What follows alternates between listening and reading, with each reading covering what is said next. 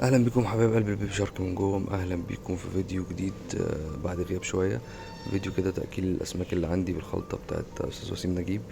فحبيت بس اوريكم كده وانا باكل بايدي.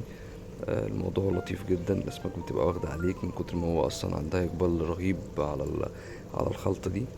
فالدنيا لطيفه يعني، والسمك حرفيا بيلحق ينتش ويجري بسرعه. فالله اكبر ما شاء الله يعني على الخلطه. يا ابن هتشوفوا فيديو الحرامية بصوص ولا حرامي، وهتشوفوا فيديو برضك تاني بعد ده على طول للزريعة. فالحمد لله هي بتتاكل من جميع أطياف السمك زي ما انتم شايفين، أفريقي وجويل وفي زريعة هتشوفوها دلوقتي جابي وكريبنسيس. يعني الله أكبر الله أكبر، التاني مكعب. عندهم إقبال رهيب وشراهة، ومع إنهم هم الله أكبر يعني بياكلوا حاجات تانية ممكن يكونوا لسه واكلين وياكلوا تاني برضه.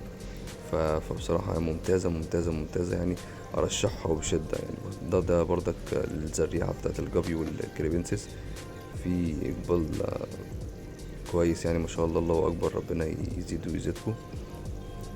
ف فالموضوع لطيف يعني، ممكن تقدمها للسمك في الأسبوع على حسب ما أنت بتشوف النظام الغذائي اللي أنت بتبقى عامله الأسماك بتاعتك، مثلا علف، قشور، راس، اسبرولينا، تقدم معاه شوية خلطة قلب من ديت.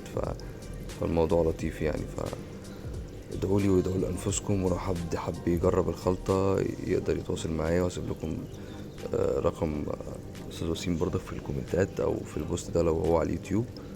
وشكرا، سلام عليكم.